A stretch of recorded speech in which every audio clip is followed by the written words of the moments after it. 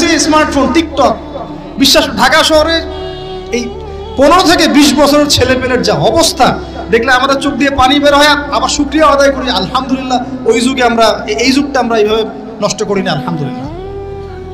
কি একটা অবস্থা! এদের অর্ধেকের সাইকোলজি নষ্ট করে দিয়েছে বিভিন্ন মুভিজ, সিনেমা। আর এটার জন্য ভাই আমাদের যাদের দাড়ি পেকে গেছে আমরা দায়ী সমানভাবে। কারণ আপনি নিজের ফিকির করেছেন, আপনার সন্তানের ফিকির কোথায়?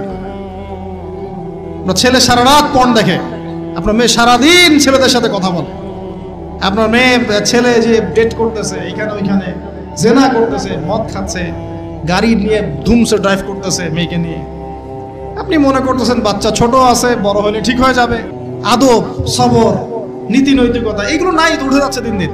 আপনার সন্তান কি জানে বড়দের সাথে কিভাবে কথা বলতে হয়, নামাজের আগে কিভাবে অজু করতে হয়, কিংবা খাওয়ার সময় বিসমিল্লাহ বলা কেন জরুরি? আপনার সন্তানকে ছোট থেকেই আদব কায়দা শেখাতে ও রুচিশীল ও মার্জিত করে গড়ে তুলতে আমরা নিয়ে এসেছি ছোটদের আদব সিরিজ।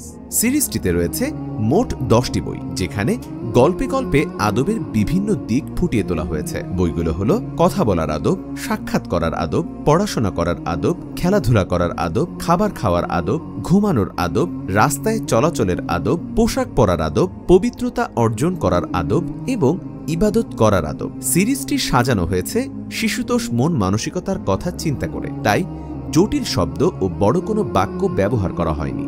সহজ এবং সাবলীল ভাষা ব্যবহার করা হয়েছে। এর প্রতি পৃষ্ঠায় রয়েছে মন কাড়ার রঙিন ছবি ও দৃশ্য।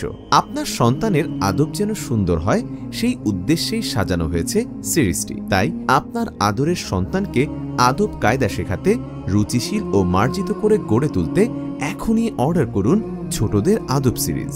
অর্ডার করতে নিচের অর্ডার নাও বাটনে ক্লিক করুন।